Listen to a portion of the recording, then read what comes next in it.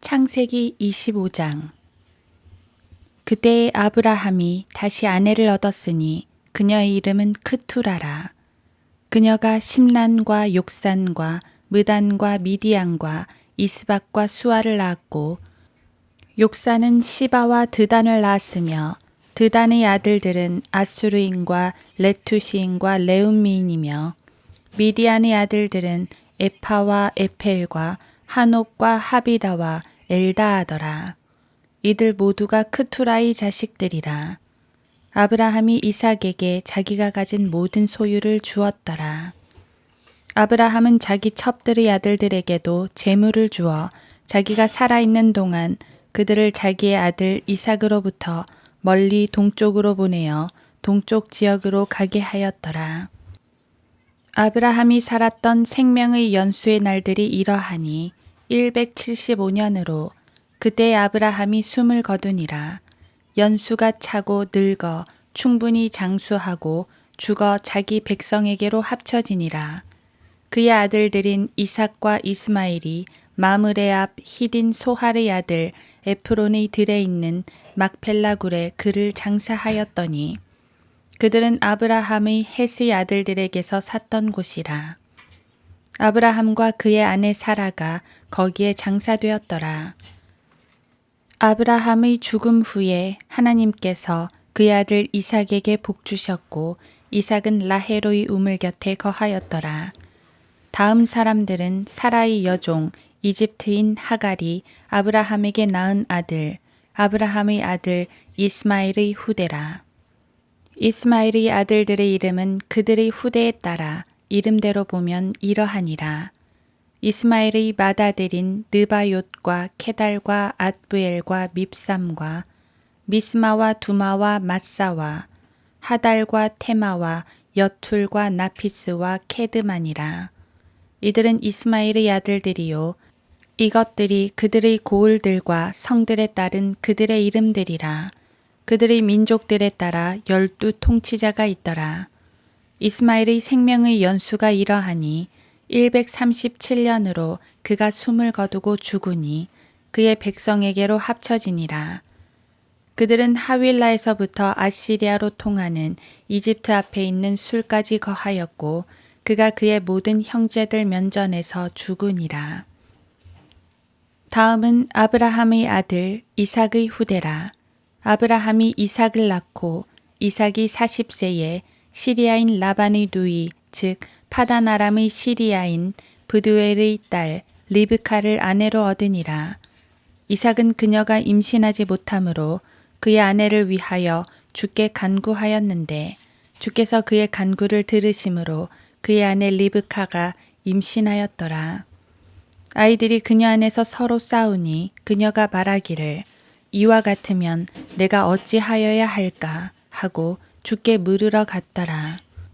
주께서 그녀에게 말씀하시기를 두 민족이 내 태에 있으니 두 백성이 내 배에서 나눠지리라. 한 백성이 다른 백성보다 강하며 형이 아우를 섬기리라 하시더라. 그녀의 해산할 날들이 찼는데 보라 그녀의 태에 쌍둥이가 있더라. 첫째는 붉고 전신이 털옷 같아서 그녀의 이름을 에서라 불렀고 그 후에 그의 아우가 나왔는데 그의 손이 에서의 발꿈치를 붙잡아서 그의 이름을 야곱이라 불렀더라. 리브카가 그들을 낳았을 때 이삭이 60세였더라. 그 아이들이 자라니 에서는 솜씨 좋은 사냥꾼이며 들사람이었고 야곱은 평범한 사람이라 장막에 거하더라. 이삭이 에서를 사랑했는데 이는 그가 에서가 사냥한 고기를 먹었기 때문이라. 그러나 리브카는 야곱을 사랑하였더라. 야곱이 죽을 끓였는데 에서가 들에서 돌아와 몹시 지친지라. 에서가 야곱에게 말하기를 내가 몹시 지쳤기에 부탁하노니 그 붉은 죽을 나로 먹게 하라 한지라. 그러므로 에서의 이름을 에돔이라 부르더라.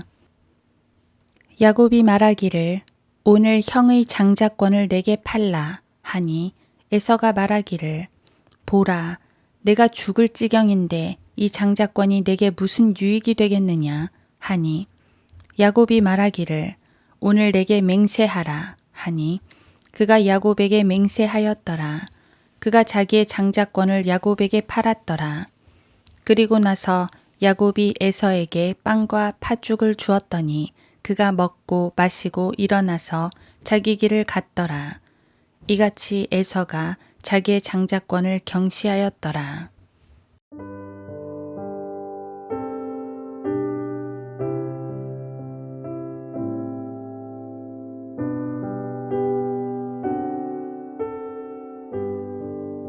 하루 한 장 창세기 25장. 그리고 나서 야곱이 에서에게 빵과 팥죽을 주었더니 그가 먹고 마시고 일어나서 자기 길을 갔더라. 이같이 에서가 자기의 장자권을 경시하였더라. 창세기 25장 34절.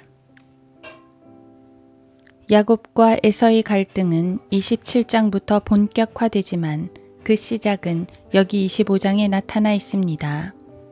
이삭의 아내 리브카는 불임이었다가 기도응답을 통해 아이들을 낳습니다. 사라도 불임이었으나 하나님의 능력으로 늦은 나이에 아들을 낳았습니다. 둘 다 불임이었고 둘 다 하나님의 능력인 건 맞는데 리브카의 경우는 주께서 그의 간구를 들으셨다는 표현이 나옵니다. 아브라함이라고 기도하지 않았겠냐만 그는 일찍부터 포기 상태였습니다. 오히려 하나님께서 확신을 주셨지요. 반면 이삭은 적극적으로 간구를 합니다. 아마도 자신이 약속의 아들이라는 사실을 믿었기 때문이었던 것 같습니다. 아브라함도 훌륭한 믿음의 소유자였지만 이삭도 만만치 않습니다. 그의 믿음은 모리아 산의 경험으로 확실히 체화되었을 것입니다. 그런데 어떤 이유에선지 하나님께서는 리브카의 태안에 쌍둥이를 주셨습니다. 이 둘은 엄마 뱃속에서부터 싸웠다고 합니다. 그리고 하나님께서는 동생을 선택자로 정하셨습니다. 훗날 하나님께서는 야곱은 사랑하셨고 에서는 미워하셨다고 분명히 말씀을 하십니다.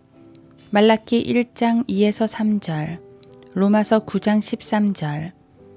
그렇다고 이 상황을 가지고 구원받을 자와 멸망할 자를 처음부터 선택하셨다고 말하는 건 옳지 않습니다. 야곱과 에서는 구원과 멸망에 대해 선택받은 게 아닙니다. 이것은 민족적인 문제, 즉 누가 하나님의 선택을 받은 민족 이스라엘의 조상이 되느냐의 문제였습니다. 하나님께서는 아브라함, 이삭, 야곱으로 이어지는 이스라엘 조상의 계보를 확정하신 것입니다. 이때 대두된 것이 바로 장자권입니다. 창세기에서 장자권은 약속의 상속자가 되는 권리입니다. 단지 큰아들로서 아버지의 재산을 더 많이 받는다든가 하는 건 전혀 중요하지 않습니다.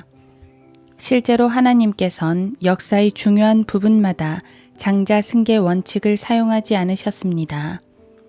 다윗도 장자가 아니었고 솔로몬도 장자가 아니었습니다. 아벨이나 셋도 장자가 아니었고 셈도 장자가 아니었습니다. 하지만 이스라엘을 민족적으로 다루실 때 장자의 원칙을 사용하셨는데 그래서 장자권을 차지한 야곱이 이스라엘의 조상이 되었으며 장자권을 차지한 요셉이 이스라엘을 대표하게 되었고 장자권을 차지한 에프라임이 이스라엘이라는 이름을 가져갔습니다. 태생적으로는 장자가 아니었는데도 말입니다.